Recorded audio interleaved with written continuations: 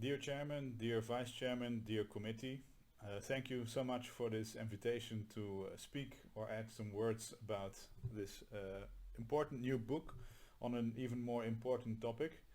It has been now more than 1.5 years that I was last time in China, December 2019, just before the pandemic broke.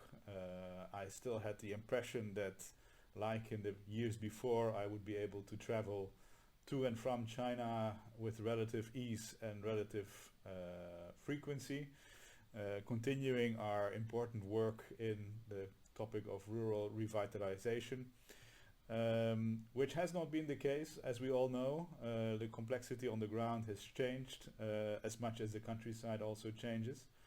But I'm happy to speak with you on this through this video message for now. Though I hope that in some future we will be able to resume our work and also our travel to some extent and enforce the collaboration that I also think I indicated in the text.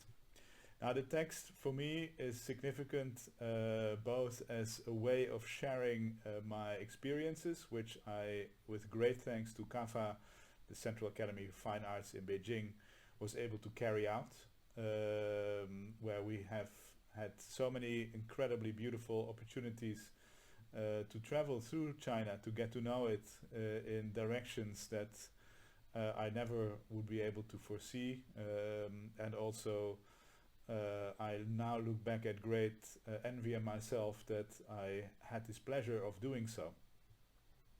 This text is a reflection of that, a reflection of an outsider looking into a different world, of somebody attempting to understand something, somebody attempting to read a bigger picture, trying to see where things are supportive, things are constructive, things are good, also sometimes where improvement is still needed.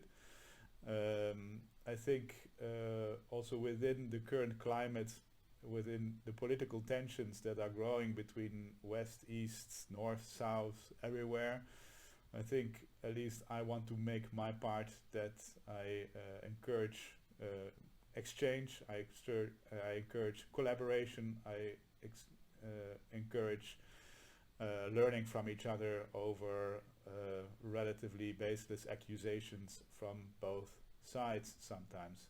Specifically in the West, I think we have a very meager and thin understanding of how China works, what actually people like, what they don't like, and they have a lot of opinions without experience.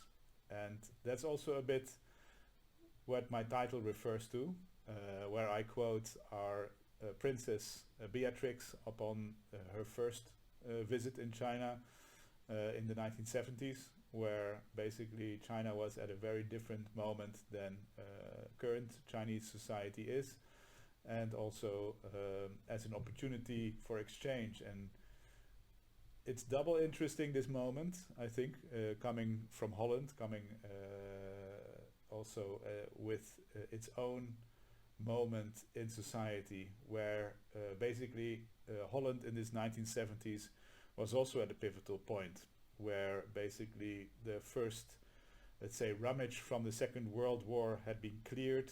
Also the cities had been improved, agriculture had improved, new infrastructure was built, so a lot of new elements were added to society. But at the same time, there was, let's say, a need for change, a need for a next step. And this was a very difficult hurdle for Holland to take. After this initial phase of modernization, which you might be able to compare a bit with the phases that China in some regions is facing now, what comes next? And that is another message that I have in my text, that I think the appreciation and the unbelievable successes that China has had in its poverty alleviation campaign, where it saved hundreds of millions of people probably from poverty and death or hunger, there is now also a need for a next step. I think maybe this material or the most basic needs are met, but now larger and perhaps more difficult questions arise: how to maintain a certain level of prosperity and how to make it fitting for the 21st century. How can we deal with the climate change that we have to have a collective world effort into improving, and what role does the countryside play in this? I think what does a new generation want in China? A young generation who's not familiar with the hardships that the old generation has faced. What does that look like? But also, what is the cultural value of the past for China? What is the meaning of some of the older traditions, and how could you inspire young people in a novel way of reinterpreting them or making something new out of them? I think these are, for me, key challenges that I see in China, that I also feel that it would be good to have to collaborate with the rest of the world with, also with Europe particularly, because I feel Europe has very similar issues it is also facing and also trying to deal with, and why not build a platform where we can collaborate and we can share experiences and also move towards more connection.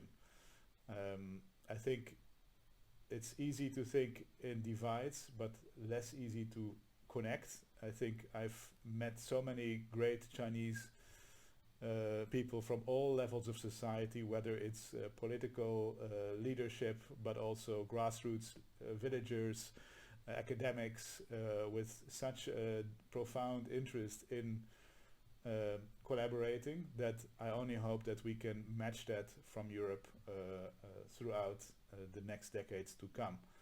So I would like to thank everybody for making this book possible. I think I'm extremely happy that there is a lot of other different essays by a lot of different other scholars, where I truly also hope to learn from, because I understand that my view is perhaps not the most typical view or the most academic view that you can present. I hope that you enjoy the text. I know that I enjoyed writing it. I know I enjoyed experiencing all of these beautiful areas that China has, and these beautiful people that I've come to meet along the way. And I only hope that in one point we can resume this, and we can make more of these types of exchanges and work together on building a fruitful, fun, exciting, energetic and constructive path to a shared future. Thank you.